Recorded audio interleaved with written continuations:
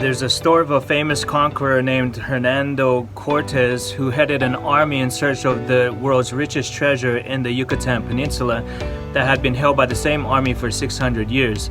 When he left Cuba, they were on 11 ships. When they got there, he told his army to burn the boats.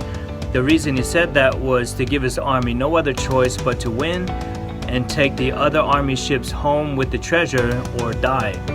There are some of you who really want to make big changes or need to make big changes, but just can't bring yourself to do what you need to do, which is to walk away from your destructive lifestyle. You justify it by reminding yourself that all your friends and loved ones are there and you can't leave them alone because that means you're not being true to them. Or you say things like, I can't change, or I don't want to start over and make new friends. I won't be able to find anyone like my friends. There's no way I can replace those people.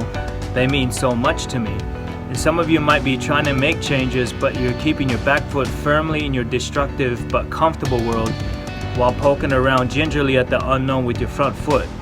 FYI, that's not gonna do it for you. I spent a lot of years seesawing between worlds because I couldn't bring myself to fully commit. It wasn't until I burned the boats that things started to change for the better. Some of the boats I burned were things like quitting my job, which at the time was contributing to my problems, and I stopped going to clubs and bars. I won't sugarcoat it for you though. It was lonely at times, but it also gave me confidence in myself that I could take a big step like that. It was even exciting because I didn't know what the next day or what the future looked like.